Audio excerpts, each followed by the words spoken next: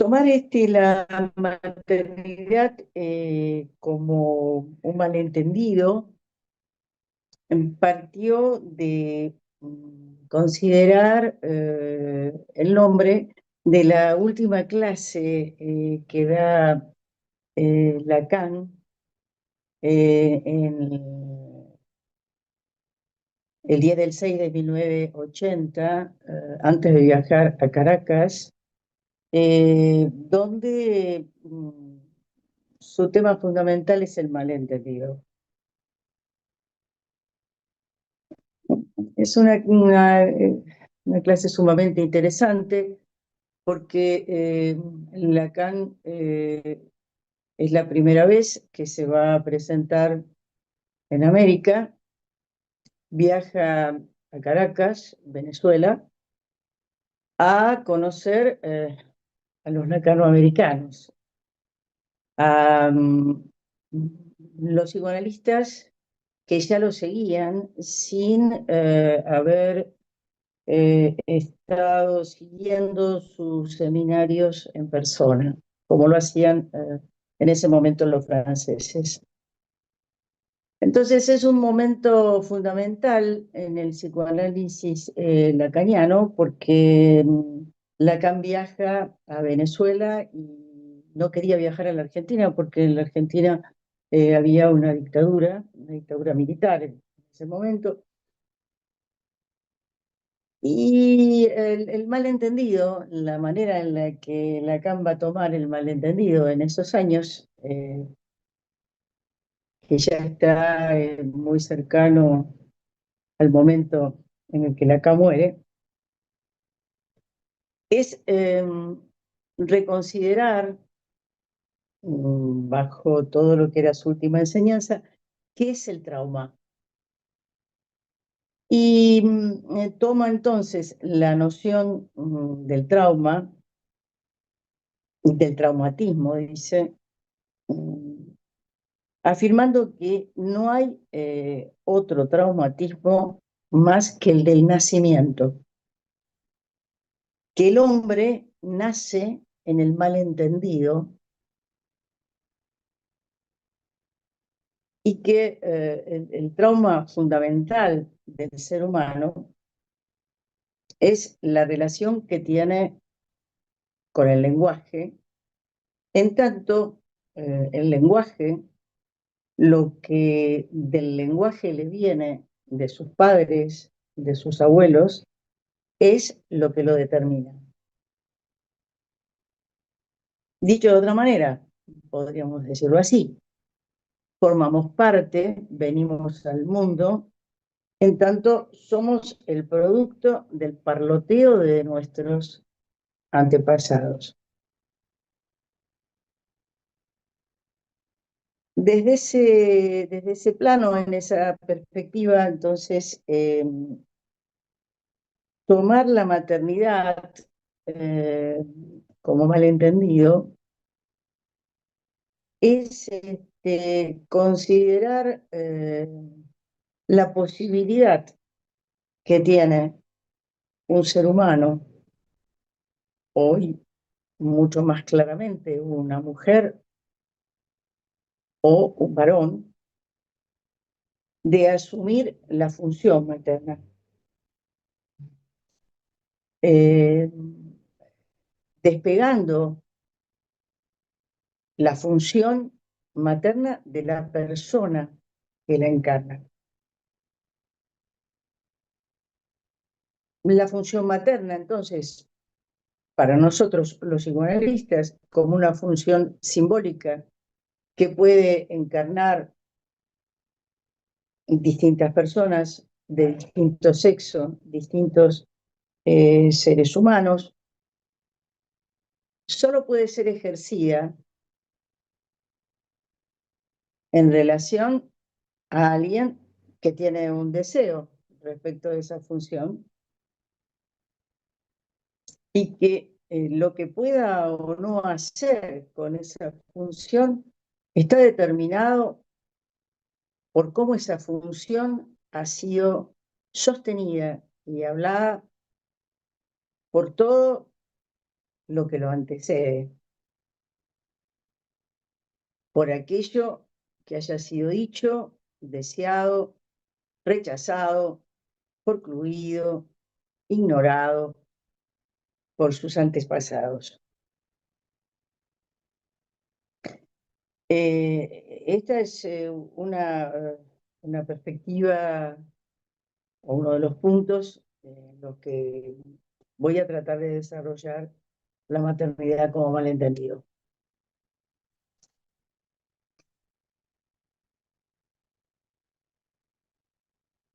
Otra perspectiva, la maternidad como malentendido,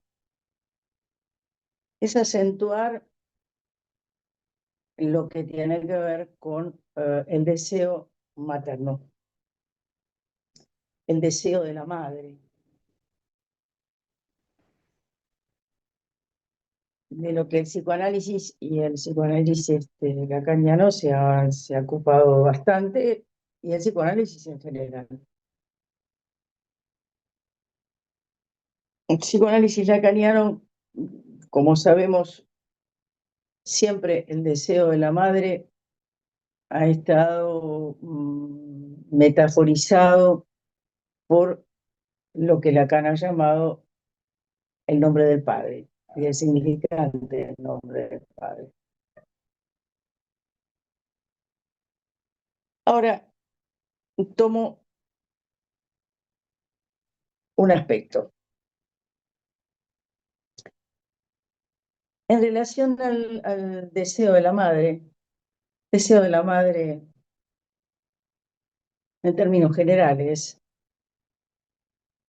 y el deseo de la madre en aquello que a la madre la antecede, el deseo de la madre como aquello que sostiene su maternidad, más allá de lo que la madre quiere. Una cosa es lo que la madre quiere respecto de su hijo, lo que la madre dice que anhela o no respecto de su hijo, y otra cosa es lo que llamamos el deseo de la madre, como algo que no está en lo que la madre dice, sino que se lee en los intersticios, en lo no dicho de lo que la madre dice, lo que de su deseo sobre su hijo ella no puede nombrar, no lo puede simbolizar, no lo puede decir. En ese más allá del deseo de la madre está lo que viene de la madre y sostiene lo que ella pueda maternar en términos del cuidado, de la relación amorosa ligada al cuidado con su hijo. Y el otro lado, lo que el niño constituye como obstáculo a lo que la madre tiene como ideal respecto de su hijo. Todo niño que viene al mundo, y no hay ninguno que no soporte ese karma, esa cuestión fundamental respecto de su madre, no cubre totalmente el ideal materno. En ese desfasaje con el ideal de la madre, el del padre, el ideal de la familia, el niño encarna un resto que la familia no puede absorber en su funcionamiento. La familia funciona y no funciona chocando con ese resto que el hijo encarna. Hay familia y solo hay familia, en tanto este resto circula y los integrantes de la familia circulan alrededor de cómo soportan este resto que no entra en los ideales familiares. Digo entonces que no hay familias normales. Todas son anormales y a su manera. Y se llama familia al intento fallido de resolver esa anormalidad que las constituye como familia. Creo que las familias, en tanto anormales, son constituidas y atravesadas por los ideales epocales predominantes en el momento histórico en el que cada familia se constituye. Como dice Eric Lorán, hay, dice, un infanticidio secreto que es el deseo de muerte escondido debajo del lazo familiar. El deseo de muerte, que está escondido debajo del lazo familiar, es la manifestación de la pulsión de muerte. Es como cada familia se las arregla con la pulsión de muerte, ya que la pulsión de muerte es ineliminable en el ser humano. El desafío para nosotros como psicoanalistas, porque el desafío para nosotros como psicoanalistas en nuestra práctica como psicoanalistas, y lo que podemos hacer en relación a tratar de aliviar en lo que sea posible el sufrimiento humano. Entonces, el desafío es cómo ubicarnos para producir un cierto límite, un cierto apaciguamiento entre el niño y su familia, intentando apaciguar los efectos devastadores que la pulsión de muerte produce sobre los cuerpos y las subjetividades, cuando la pulsión se soporta o en los avatares de la ciencia o en las exigencias del capitalismo devastador, las expresiones de la caída del nombre del padre, donde ha sido sustituido el pienso, luego soy, por el no pienso y solo soy si gozo. Gozo y soy.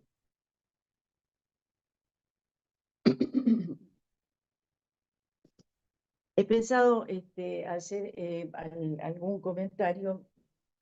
Lacan nos decía que teníamos que estar siempre a la altura de la época, que es la condición de la existencia del ser psicoanalista, estar a la altura de la época. Bueno, hay una película que es esta película de adolescencia que está teniendo una cantidad importante de comentarios, de efectos, hay comentarios de psicoanalistas, de escritores, de psicólogos. Entonces me pareció importante tratar de ubicar ciertos sesgos de la película y comentarlos en función de lo que les vengo proponiendo, ¿no? El malentendido.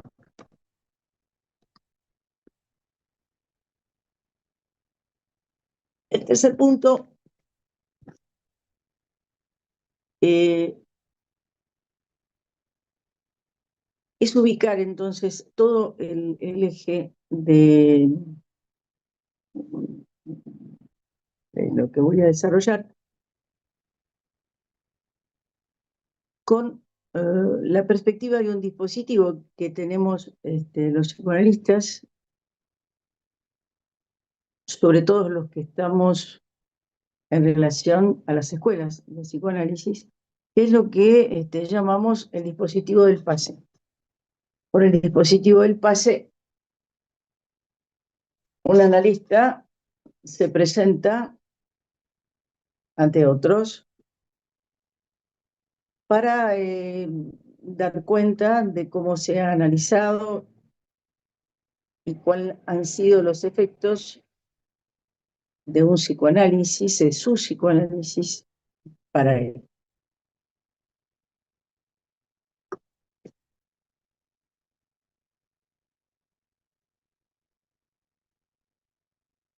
Jacqueline Miller nos decía respecto del pase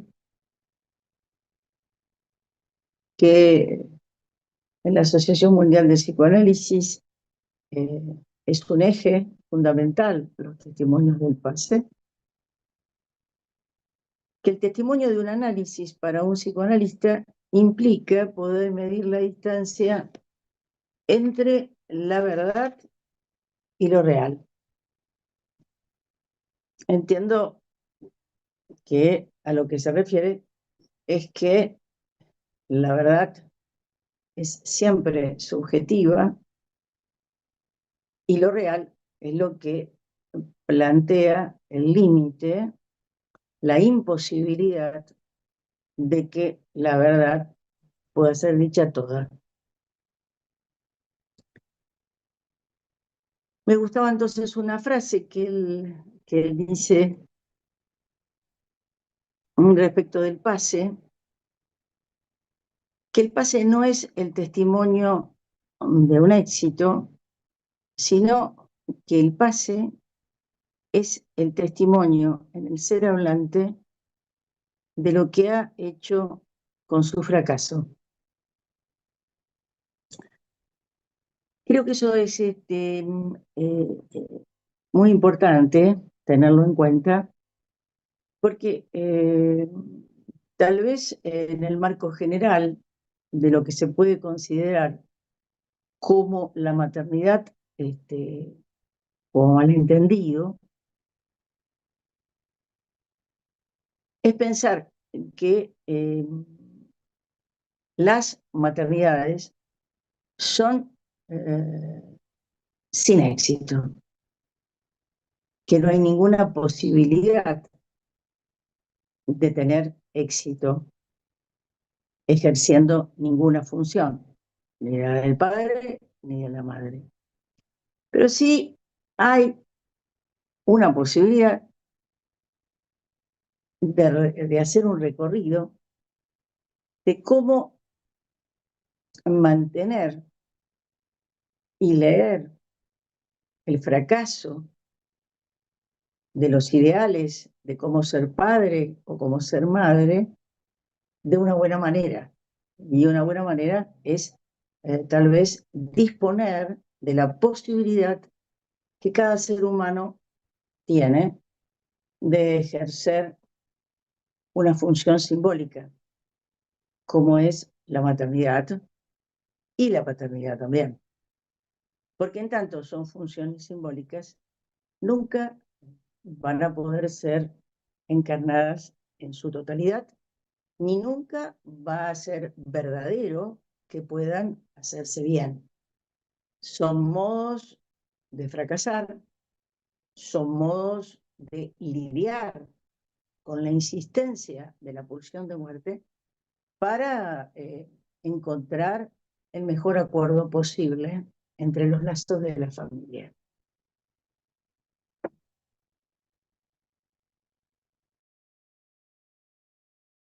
Eh, pero a ver si voy entendiendo.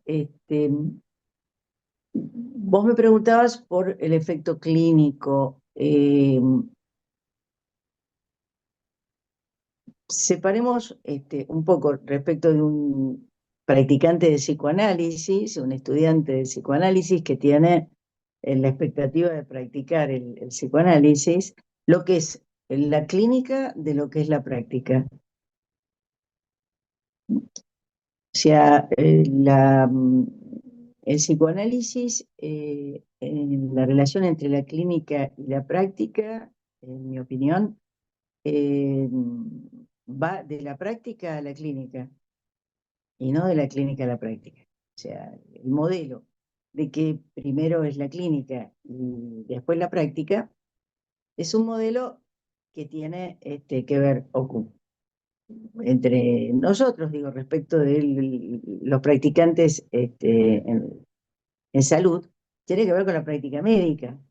Los médicos primero hacen clínica, miran como otros curan y después practican y tratan de hacer lo que otros hacen. En el psicoanálisis, la autorización de un psicoanalista no pasa por la clínica. La autorización de un psicoanalista, de alguien que quiere practicar el psicoanálisis, pasa por su análisis y por lo que pueda aprender de psicoanálisis, por supuesto, pero hay una autorización a la práctica que depende de su análisis, no de lo que sepa ni de lo que haya ido a ver, incluso ido a ver a un hospital o algún lugar donde entrevistan pacientes y en todo caso es cierto que eso cumple una función porque le permite al psi eh, perder un poco el miedo, el temor de lo que es escuchar a un paciente, preguntarle a otro cómo lo hace, en fin.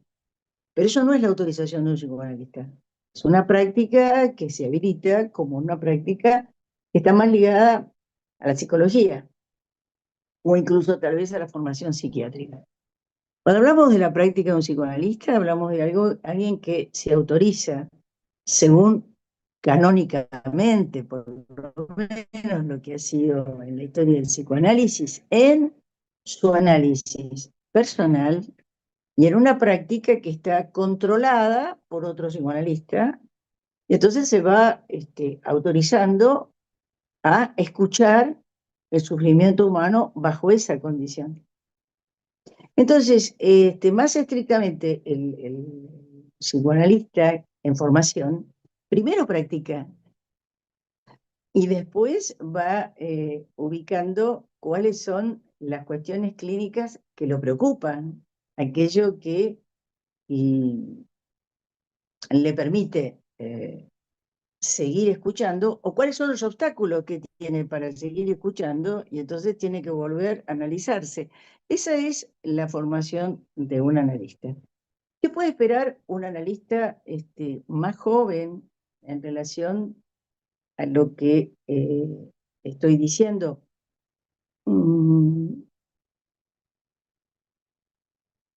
considerar algo que la formación en general universitaria eh, trae del lado de la medicina y del lado de la psicología, que es una aspiración a curar.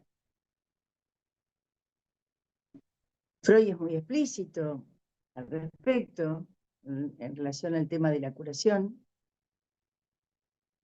Lacan también. Eh, la expectativa de la curación es una expectativa que está ligada a la medicina, pero no al psicoanálisis. Entonces, un practicante de psicoanálisis joven tiene que considerar que lo fundamental, respecto de su práctica es tratar de poner entre paréntesis no solo los ideales de la época, sino sus propios ideales de lo que es la familia, de lo que es la normalidad, de lo que es la curación, de cómo tienen que ser las cosas, de por dónde hay que llevar eh, a las personas, porque los ideales de cada época son eso, ideales. Y entonces, en tanto ideales, destruyen no permiten sostener las particularidades de las condiciones familiares, donde el malentendido, en este caso, es la condición de que haya familia. Entonces, para el psicoanálisis, todo tratamiento posible es un arreglo entre los ideales, el deseo y la pulsión de muerte. O sea, no hay posibilidad de descontar que está presente respecto de toda manifestación encomillada, amorosa, la libido, y que la libido entronca con la pulsión de muerte. Nuestra condición, en todo caso, nuestro deber ético, es tener en cuenta que las personas que vienen a consultarnos es para tratar el sufrimiento que les trae la imposición de la pulsión de muerte. Y que eso, a su vez, es ineliminable.